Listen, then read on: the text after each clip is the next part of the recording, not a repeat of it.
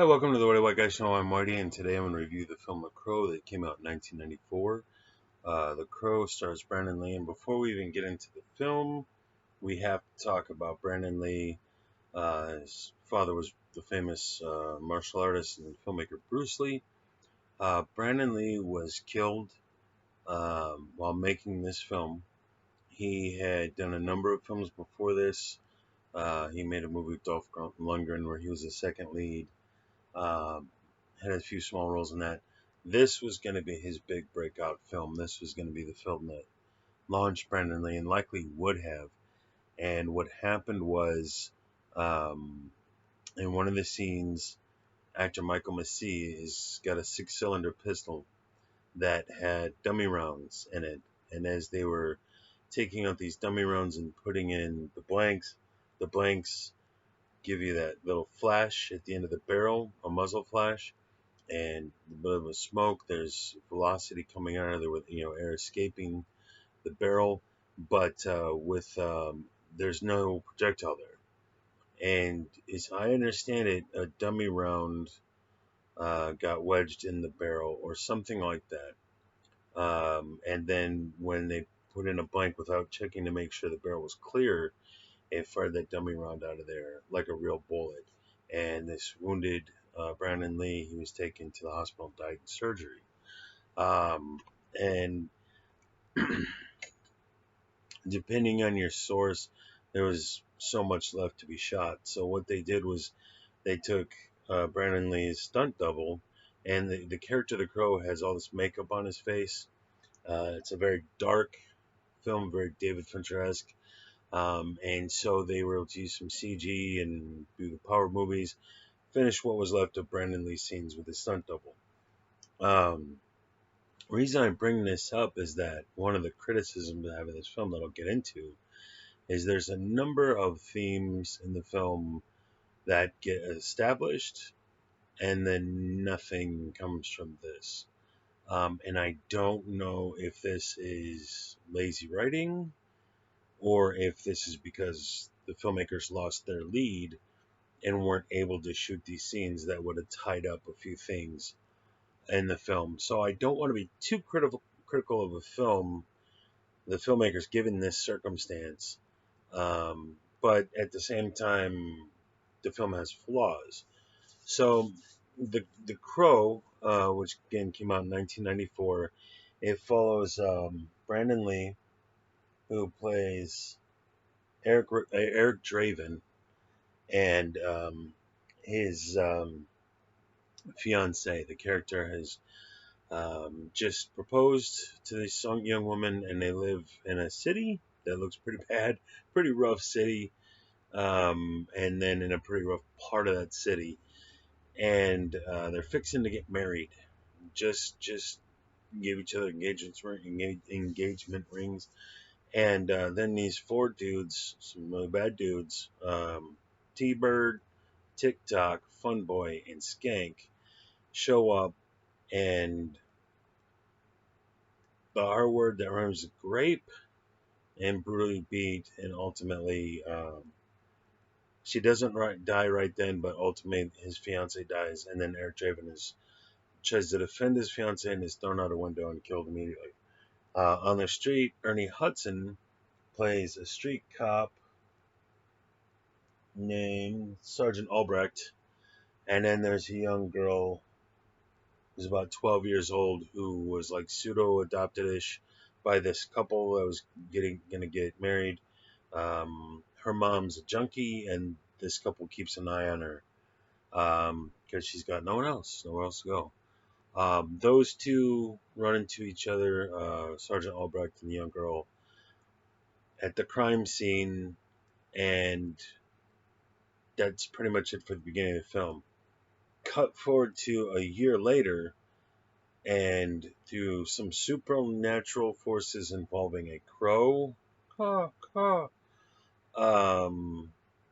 Draven is brought back from the dead, climbs out of his casket, goes stumbling around, and he's getting hit with these flashbacks what happened. So you, the audience, initially don't know what all happened at the beginning of the film, either with that couple, and you're finding out that they were murdered. And cut to the four guys. You establish them a little bit. These four goons who are actually a pretty tight knit crew. And they're sitting at a bar drinking beers and swallowing bullets as a challenge kind of thing. And they got this thing, you go, fire it up, fire it up. And they're fun. As horrible as what they just did is, or a year before this, they're a fun group of guys to follow around. There's then a guy named Top Dollar, played by Michael Wincott, who's one of my favorites. I love that guy. Tony Todd plays his primary henchman, and then his Michael Wincott, Top Dollar's wife, is this East Asian lady who has some knowledge and connection to the supernatural, which is going to come into play later. So those are all your characters, basically. And you find out that T-Bird, who's the head of those four guys, played by David Patrick Kelly, um, is working for Michael Wincott, played Top Dollar. They never really explain too much of what Top Dollar does and where his money comes from. He's got like a mansion-esque place where he lives. He's doing well, clearly financially. Got some crazy outfits on. Everybody's dressed to the tens. T-Bird works for him. That's what you need to know. T-Bird and his guys, and from what I can tell. Let me come back to that. So Eric Draven realizes that he can't be killed. He's like, I don't remember exactly how, but like jumps off a building and it doesn't kill him. Bullets have no effect on him. He doesn't know it yet, but this inability to be harmed is tied to that crow who's like flying around, and the crow can see things and show him what the crow sees. They don't really flesh it out too much beyond that. So he's going to go on a revenge quest, and it starts with a man named Gideon. See if I can find him real quick, who is a pawn shop owner. So those four guys, T-Bird and his four guys, they take whatever they steal from their crimes and sell it to this guy, Gideon. Not that anybody gives a crap what the actor's name is, but it's John Polito, who's been in a bunch of stuff. All these actors, with a rare exception, you've seen them in a bunch of different movies. If you saw the face, be like, that guy, he was in that. So again, David Patrick Kelly plays T-Bird, and then I will come back to these other guys later. So the Crow, Eric Draven, dons this leather outfit. He's put on this white makeup with, kind of like, like black lipstick and all stuff. Very goth, very mid-90s. And he goes to the pawn shop to get back his engagement ring and like his guitar and stuff like that this guy has bought off of T-Bird and those goons. So he roughs him up a bit. There's a little bit of fisticuffs. John Polito's very aggressive. He's very angry Mario looking guy. And tries to shoot Eric Draven. Doesn't work. And then grabs some gas cans and lights the whole place on fire. And Gideon, John Polito, goes flying out of the building. Barely survives. Gideon goes to Top Dollar, who he's paying money to Top Dollar to protect his business. And then Top Dollar gets sick of his bitching and moaning and pulls out a sword and kills him with it. Then he won't die fast enough, so he pulls out a gun and shoots him, or vice versa. Which is kind of the fun of Michael Wincott's character, Top Dollar. He enjoys being a villain. And when a villain enjoys being a villain, god damn it, I have fun with it. Especially with a great actor like Michael Wincott.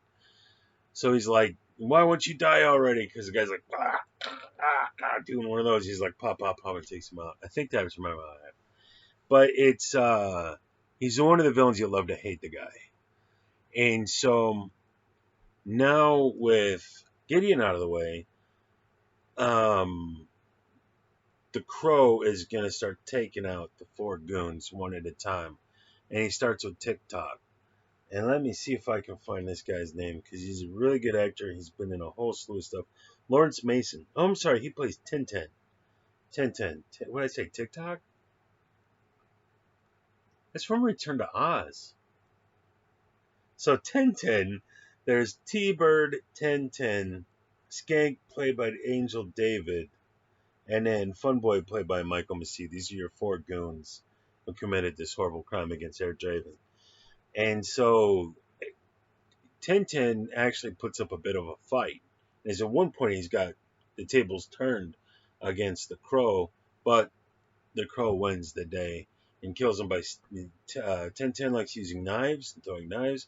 He takes his knives and stabs him into his chest, and that's a theme that's going to be done like what these guys did in their lives that made them goons, made them horrible people, is how the Crow is going to kill them. And so that's going on. And then Ernie Hudson is and this is all based on a graphic novel in which there was a street cop who helped out the Crow and then a detective who helped out the Crow.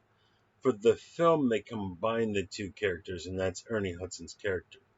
And that's all fine, but one minute he's dressed and he's functioning like a street cop.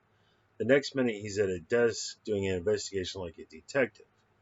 And I'm the kind of asshole who's like, these aren't the same job. That if you're doing this, you're not also doing this. But it's been a year, and this is another flaw in the film. Sometimes they say it's been a year, but then Tintin sees the Crow come with all the makeup on, and he goes, Halloween is not until mañana, meaning tomorrow. So he died. This is the day before, a year before he died, because he died on Halloween. They never really make that clear. There's minor little things like that. So it's about a year since he died, and no one's been brought to justice. There's this little side story where Ernie Hudson's character, Sergeant Albrecht, gets into a shouting match with the lieutenant of the police force, who tells him, you move on to another case or whatever. And then there's a black lady who works there who's like secretary or something at the police department, dispatch, whatever. And she's like, you're working hard. They set up this theme that there's something going on. And then, of course, you've got Top Dollar in the background.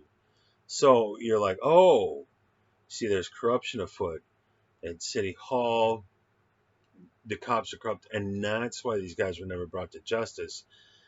But I just assume that because that's all the further that story, that theme goes. Like, I don't know if Top Dollar's bought in City Hall and is corrupt, or is Top Dollar work? Because you get the impression Top Dollar's working for somebody else within the government, because the fiance was protesting the conditions or something, or some kind of plan to tear something down and build condos. That's like in the background. And then that's why those guys are sent there to silence her, and they went too far and they killed her. I don't know if they were there initially supposed to kill her, and then T-Bird says something about the tenement rehousing relocation program. She wouldn't go along with our relocation program. And so it's like, okay, were you trying to clear people out, like poor people, to tear down the old buildings and build condos or something? Is this gentrification? What are we doing? They plant these little seeds like that's going to go somewhere, and it never does. So I have no answers for you. And none of it's the end of the world. It's still a good film. I'm so on board with The Crow. But that's one of those things where, like, okay, was there a scene or two yet to be filmed that was going to tie all that together? And it's not in the film.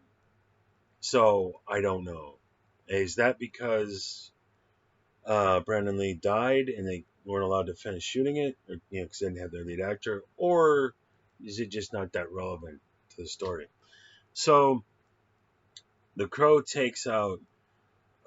Then he goes after Funboy, played by Michael Massey, and who's a junkie. He stabs him with the needles in his chest, and that's how he dies. At that time, Tony Todd, the primary henchman, sees Michael Massey dying, sees the Crow in the background, and goes back to Top Dollar because that's what Gideon was saying. So now there's a theme, and now Top Dollar, his top tier, they're starting to get aware of the Crow. And the missus in that situation has knowledge about the supernatural somehow, something, the Crow. So if you have to kill the Crow to kill Eric Draven, something, or the guy, you have to kill the Crow, caw. So kill the guy who dresses like one. They figured that out somehow. And then T-Bird gets taken out in an explosion. Because what does T-Bird do? He sets explosives that blow up the buildings and drive everybody out or something. So he gets captured by the Crow and blown up in his T-Bird, hence his name, and he gets taken out. Okay. The last guy left, Skank. Oh, and spoilers. I'm spoiling everything. Fuck you. I'm spoiling it. Skank goes running to Top Dollar. The Crow follows Skank to Top Dollar. Skank is the little annoying bouncy dude that is supposed to be funny, and he's not. He's just annoying. Very annoying. Worst part of the movie. The only character I didn't care for at all. Everybody else was great, except for that guy. And I'm not blaming the actor, because he was doing what he was told to do by the director. I'm blaming the director. So he goes running to Top Dollar for protection. The Crow shows up at Top Dollar's headquarters or something. There's a room with a table in it, and all the henchmen that work for Top Dollar sitting there.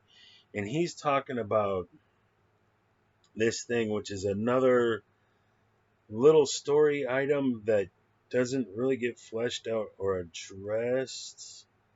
Let's see if I can find this. It's right. Give me 8 more seconds.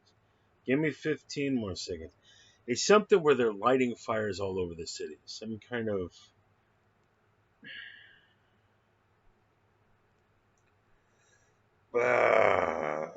plot. Hello, plot. Okay, plot. Devil's Night. Jeez, yeah. Okay, so this is supposed to take place in Detroit. So Devil's Night. I don't know. They never get into it. They never explain it. It's related to the mischief night practiced in parts of the United States such as Philadelphia, but it's chiefly associated with vandalism and arson seen in Detroit, Michigan from the 1960s to the 1990s, finally prompting Angels Night community response. Okay, so they're going to light a bunch of fires, and Michael Wincott gives this speech about everything is normalized or corporatized, or everything is taken over. He's like, we're bringing it back. We're bringing back Devil's Night and making it something to be proud of again. So he stands for something. He's a villain with some ethics about being a villain. Kind of like Joker in the Batman movie, the Christopher Nolan Batman movies. It's, not about money. It's about sending a message. And that makes him interesting. But you get that from one scene. And you never really get Devil's Night explained to you exactly what do these guys do. So the Crow shows up. He's like, I want him. I want Skank. He doesn't even know who Top Dollar is. He doesn't care. Is there corruption at City Hall? Is Michael Wincott paying off the police to squash the investigation on his murder? He doesn't give a shit. He's not Batman.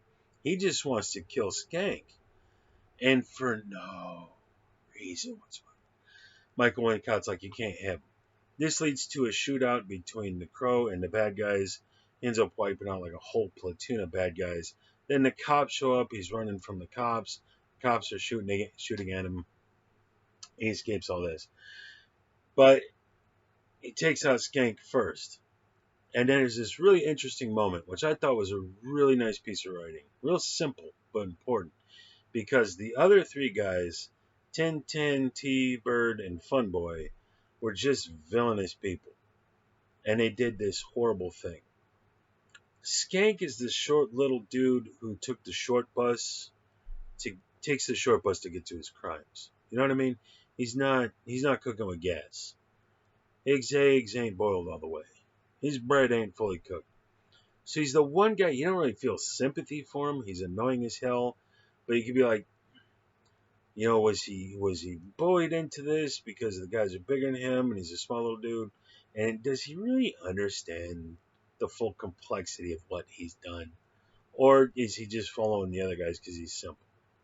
So you're like, does he deserve to die? So when everybody's been wiped out, the Crow grabs Skank and he goes, it's not a good day to be a bad guy, is it, Skank? And then Skank goes, hey, I'm not Skank. That's Skank over there. He dead. And when he says that, He demonstrates he's got the wherewithal to understand what he did. And the way he says it, it's like, oh, you got this coming. So up until that point, you're like, ah, he's a bumbling idiot. Does he really deserve to die? And then when he says that, you're like, oh, but he does. And so that's when Skank goes flying out the window. And I was like, good job. Good job. You read my mind. You knew I was like, well, does Skank really need in this way? Yes. And they made that clear with that little nice piece of writing right there. And good performance by the actor. So that's the one scene where like that actor brought that home in a way he needed to. Good job for him. From there, there's a big fight out at the end with the three remaining villains. The Crow wins. Everybody else dies, and Sergeant Albrecht and the little girl and the Crow are fine. I think he goes back to being dead. I'm not really sure. I don't remember exactly how it ends. It's not that clear. So the Crow came out in '94. Everybody reviews it says the same thing. The effects are dated. If you watch this on an old, I got one right back there. If you watch this on an old flat screen, a box screen TV like this, it looks halfway decent because that's what it was designed to be presented to you on. I got 3 flat screen TVs behind you. You can't see them. If you watch it on that and everything is pulled out into 16:9 from 4:3, it brings the image forward and widens it out. And in HD, it stands out. That's a set piece. That's fake fire. You know, that's everything from back in the day when you were shooting in 4:3 and 720p and all that stuff to what it is today. If you watch it on a box screen the way it was designed to be seen, especially like a VHS or DVD, it looks better. If you watch it on a flat screen, it's like, ooh, those effects are old. So depending on what you watch it on, it's dated to one degree or another. If you watch it on that, it looks okay. It holds up okay. So it's competently directed. Even with the dated look of things, it doesn't take you out of the film. The acting is really good. The actors are good. Skank is annoying as shit. That didn't work, but it's not the actor's fault. The director should have been like, yeah, let's enough with this comedy relief attempt of ours that failed. Other than that, it's pretty good. Action scenes are really good. Story's compelling. It's tight. It moves along. There's no wasted time here. And overall, it's a good film. It's got its flaws, like I said. Um, the one thing I don't really care about, I think the villains are really interesting. I like the goons, the 4 goons. I wish they had more time. I would have been, if this was another 20 minutes longer and he gave those guys another scene or two or a little longer scenes, I'd have been fine with it. Michael Wincott's character was interesting as hell, top dollar. I wish him and his crew, I wish he had more time with him and fleshed out. Like he gets that one speech right at the end, and I'm like, I need more of this. I need more of this because it's enjoyable. And I need more of this because I need to know a little bit more of why you're doing. Like, what do you do for a living? Where's the money come from? It's never made clear. What exactly Top Dollar is up to is never made clear. It's not horribly relevant because Eric Draven's goal is to kill these 4 guys. Top Dollar is in the periphery. And the only reason he becomes relevant is because Skank runs to him for protection. Otherwise, they would have never crossed paths. But did Top Dollar have the investigation on the murder squashed? Which again isn't terribly relevant. Eric Draven's out for blood, not to solve the crime. But if you're going to put that in there to the extent that they did, give me a little bit more of it because I enjoyed it. And let's tie up some of these themes you've established instead of just leaving them hanging there. So it's a minor gripe. It's not the end of the world. There's a few little things. The little girl, by little, she's like 12, 13. You can't be too harsh on kids. Because who can act at 12, 13 years old? And the answer, The Sixth Sense kid. When did that come out? Like just 3 years later. So probably might have been too young even then. Where was that guy? Because this little girl probably did a good job for 12. Didn't do a good job for the movie. It's just I didn't buy it. There's a lot of stuff just like skateboarding around, so she's to show that she's street smart. Again, they don't really do much with that. She grew up on the streets, so she's tough. She's got grit and go get 'em. Nothing comes from it at all. That's a minor thing. Ernie Hudson, with the exception of showing up at the end and firing a few shots with his pistol and getting wounded, his character is really irrelevant. He doesn't do anything. He's like trying to, he's putting pieces of the puzzle together. And at one point, the Crow comes to visit him to find out what happened. Then Crow realizes he's telling the truth. He's one of the good guys. They start working together a little bit, kind of. Again, they either flesh it out or dump it. So he's at the end of the film, but nothing. It's not important that nothing came from the investigation, except you put all this time into the investigation and made a big deal out of it. So it's got its flaws. At the end of the day, the pros outweigh the cons. Oh, and then there's a scene where he's in a rock band. Oh, did I forget to mention that? Because it's there and it doesn't really matter. Where's his bandmates? That never comes a boot. So he's up on the rooftop wailing, and it's just like, okay. The only thing where that pays off at all is because he mentions some of his lyrics. Well, the little girl in here passing in the street, she's about to get hit by a car. He pulls her out of the way. He's got all the makeup on. She doesn't know who she is. And then he says some of his song lyrics, and she puts the two and two together and realizes that's my buddy who died a year ago. But then nothing really comes from it. I think she gets kidnapped. Pull him. I don't know or care because it just. At the end of the day, he gets murdered. Him and his fiance get murdered. He goes after the goons. Skank runs to Top Dollar. He ends up fighting Top Dollar. And everything else is just there at times. So again, if Brandon Lee hadn't passed away, would there be the 2 or 3 more scenes you needed to clean that up, to tie that all together, and make those themes relevant? I have no clue. But the bad guys were cool as shit. I would, and like Tintin, he gets killed right away. I wish he was the last one to go because he was the best of the three. T-Bird was cool. Fun Boy was cool. We barely knew ye. It'd have been nice to have more time with those guys. For the sake of our story, you got what you needed. But I enjoyed those characters. I would have liked to add more of those characters. Top Dollar needs his whole own film. I thought Michael Wincott was so cool in this movie. Spend more time with that and less time with Sergeant Jerkinoff accomplishing Jack's squat or this little freaking girl, who neither of whom really brought much to the story. So it's not the end of the world. Minor gripes. At the end of the day, with the movie The Crow, the pros outweigh the cons. It's a fun movie. It's a cool movie. It's an engaging story. Go check it out if you haven't seen it. They then made a bunch more, and I've never heard anything good. But this one was fun. Was it perfect? Nope, but it was fun. It was a good movie. So that's my review of The Crow.